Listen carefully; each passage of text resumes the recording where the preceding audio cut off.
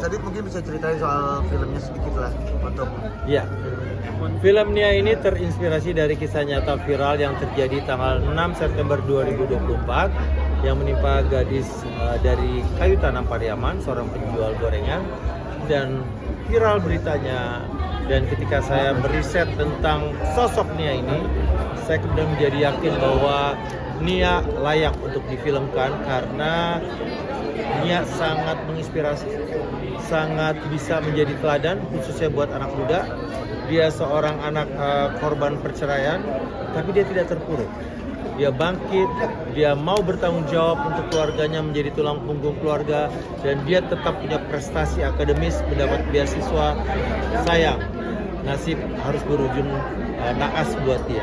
Tapi mungkin itu cara Tuhan sih, karena akhirnya ketika Nia difilmkan, semakin banyak orang yang tahu siapa Nia.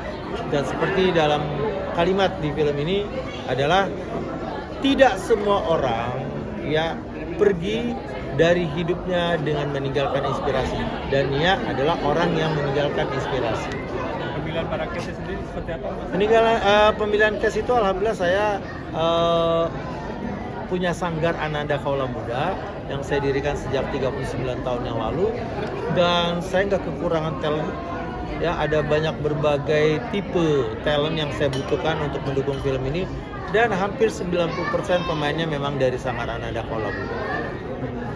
dan film ini kan kolaborasi juga dengan Koruben juga. Mungkin kenapa memilih Koruben sebagai Ya, Koruben juga alumni Sanggar Ananda, dan selain juga bisnis yang digeluti selama ini, Ruben juga seorang produser kan sebenarnya. Dia juga banyak membuat berbagai macam program TV ataupun konten-konten di channel YouTube-nya.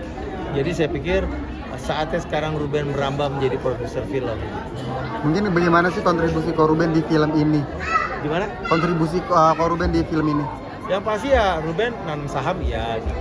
Tapi kemudian juga Ruben akhirnya juga menjadi tim konsultannya para tim promosi filmnya, karena kan Ruben amat sangat paham sosial media. Jadi dia memberikan trik-trik dan tips bagaimana supaya sebuah produk itu banyak dikenal oleh orang. Jadi kehadiran Ruben itu benar-benar menjadi konsultan yang hebat buat masalah promosi film.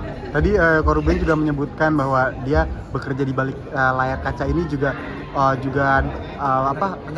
banyak rintangan dan banyak masukan dari Prilly Latuconsina kayak gitu-gitu. Ya, sebenarnya rintangannya kan karena ini berdasarkan kisah nyata dan melibatkan banyak orang yang terlibat dalam film ini. Jadi saya harus mendapatkan izin dari keluarganya, juga izin dari lingkungannya. Nah, yang utama tadi sebenarnya salah satu rintangannya adalah sosok Indragon yang sebenarnya pembunuh dalam kisahnya Nia yang sebenarnya. Itu harus saya tampilkan tapi dengan nama lain, karena pada saat saya menulis skenarionya itu Indragon belum divonis hukuman mati, belum divonis bersalah, jadi masih proses pengadilan. Jadi saya sebagai penulis harus menghormati yang namanya praduga tak bersalah. Untuk itu saya tidak menggunakan namanya, ceritanya pun saya belokin juga sedikit, tapi intinya adalah di kehidupan nyata Nia dibunuh oleh Indragon, dan di film Nia dibunuh dan diruda paksa oleh Andri. Beda nama, beda peristiwa. Mereka kan juga bahas tentang perceraian juga ya. Apa? Tentang perceraian juga. Tapi Ya. dengan korban sendiri kira-kira saudara cukup jadi pengalaman yang pribadi nggak sih? Ya, jadi sebenarnya emang film ini kan tentang sosok seorang Nia yang ditinggalkan ayahnya ya. Sementara juga Koruben sebagai produser pastinya juga merasakan bagaimana dia harus jauh dari anak-anaknya. Jadi film ini kan juga menyoroti tentang fatherless, kurangnya sosok ayah dalam kehidupan seorang anak. Dan Ruben rasanya juga ikut dalam proyek ini, salah satu pertimbangannya adalah bahwa sesungguhnya sosok ayah itu dibutuhkan dalam keluarga, ya, bukan hanya ibu. Nah, artinya saya berpikir Ruben sangat sadar dia harus hadir dalam kehidupan anaknya. Itu sebabnya dia berjuang untuk terus bisa mendapatkan kedekatan dengan anak-anaknya. suka curhat nggak sih? Ya. Mungkin suka curhat ke arah sana nggak sih? Mungkin. Oh, curhat mah. Itu dalam produksi gitu. Setiap malam bisa sampai jam 2, setengah 3 gitu kan. Jadi apapun yang diceritakan oleh Ruben, ya mungkin saya menjadi salah satu dari orang dekatnya yang bisa Ruben percaya, yang bisa menjadi shoulder to cry on, gitu istilahnya ya. Tempat dia berkeluh kesah. Tapi ya saya menguatkan Ruben karena saya tahu Ruben adalah sosok entertainer di Indonesia yang cukup ternama dengan puluhan juta follower. Apa yang terjadi dalam hidupnya akan menjadi sorotan pastinya. Tadi cukup prihatin juga Dengan yang Ruben. sekarang jadi begitu ramai di publik itu antara keduanya gitu. Prihatin pasti, saya kan menciptakan lagu Happy Family 1 yang ditonton 32 juta di YouTube-nya. Kemudian Happy Family 2 yang lirik lagunya itu kan bercerita tentang keluarga yang bahagia, ya kan? Tapi ketika kenyataannya memang harus berpisah, ya apa boleh buat gitu kan. Pasti itu ada pertimbangan yang terbaik. Mungkin tetap Ko Ruben tetap kelihatan kuat gitu di depan banyak orang juga. Iya, harus kuat. Dan sahabat-sahabatnya, para alumni Sanggar yang menjadi sahabatnya seperti Rahmat, Farisa, terus ada yang grup BBG ya, ada Adi Danu, Fahmi, macam-macam lagi.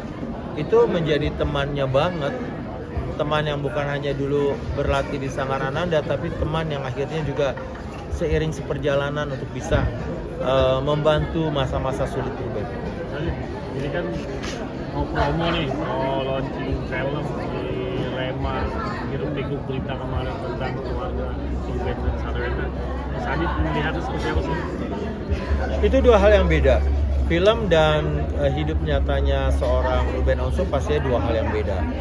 Film ya akan berjalan dengan promosi yang memang kita lebih mengarah kepada mengajak berbagai komunitas untuk membuat nonton bareng, karena hasil dari film ini sebagian dari hasil tiketnya untuk membangun rumah tahfiz Quran, pesantren lansia, dan museum peradaban Islam.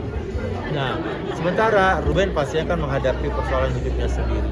Dan kalau saya pribadi, semoga saja persoalan Ruben bisa segera teratasi dan filmnya juga bisa berjalan tanpa gangguan. Semoga juga semua orang yang akhirnya mau menonton filmnya bisa bersedekah sambil nonton. Kalau ngasih pesan seperti apa sih Mas Adit ke Ko Ruben gitu, selalu ngasih pesan apa di tengah perseteruannya di Pesan buat Ruben yang selalu saya katakan adalah, tunggu nggak? Bentar. Ya. Ya. Pesan untuk Ruben yang selalu saya sampaikan adalah, pertama, Ruben sekarang sudah jadi seorang mualaf. Ya. Harus betul-betul bersabar, berpasrah diri. Itu aja sih menurut saya. Dengan Ruben sekarang sudah jadi seorang mualaf, harapannya dia lebih bersabar, lebih bertawakal, dan lebih berpasrah diri. Saya ngomong kejar-kejar. Sekali lagi dong, satu lagi mungkin apa sih yang suka dicurhatin Ko Ruben ke Om Adit gitu selama ini gitu kan, as a shoulder for Ruben gitu kan, apa aja yang dicurhatin biasanya? Apakah tentang keluarga, karir, atau apa? Ruben pastinya juga ya ada masalah keluarganya, juga ada masalah pekerjaannya, itu aja sih sebenarnya. Jadi juga Ruben juga sempat bikin keluarga terbentak ya. Anak-anak mah tidak dibahas. Keluarga terkadang Dibantu-bantu anak-anaknya juga diingatin. Kita juga ngasih ke Bang Adit. Kenapa? Ya, soal dibacakan sempat ramai nih beritanya. Ini cerita juga ke Soal anak. Kami persilakan untuk segera Iya. masuk karena pertunjukan sebentar. film. Seputar anak-anaknya adalah bahwa adanya kesalahpahaman. Jadi apa yang dimaksud Ruben, apa yang diucapkan Ruben mendapat respon yang berbeda. Jadi Ruben tidak bermaksud untuk membuat segalanya menjadi keruh. Tapi terkadang apa yang diucapkan itu dipahaminya salah. Jadi itu yang sebenarnya cukup membuat Ruben resah. Mas Adit sebagai orang yang sangat dipercaya, pengen coba menengahi nggak sih semua perseteruan ini gitu?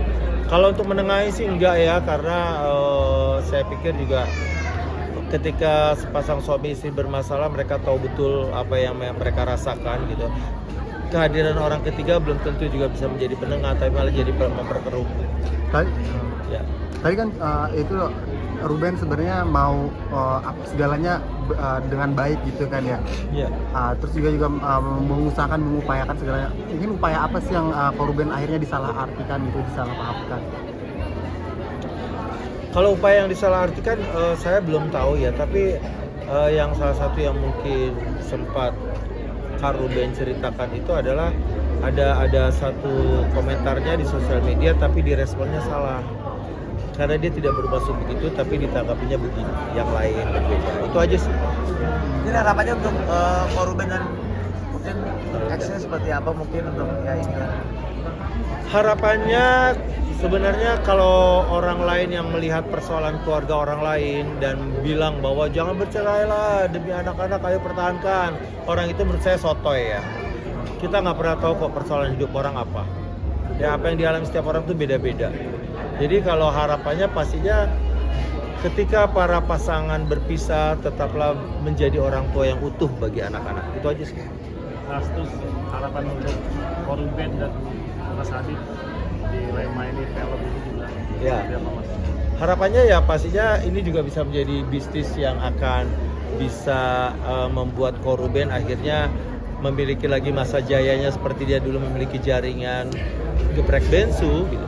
Dan melalui film-film yang menginspirasi, mengedukasi, mendapatkan dukungan banyak pihak, harapannya ya Koruben akhirnya nggak kapok bikin film dengan saya. Dukungan dari teman-teman semua media, insya Allah kita bersama-sama nih untuk berjalan di hal baik ya dalam melakukan sesuatu melalui film. Terima kasih ya Pak. Sip.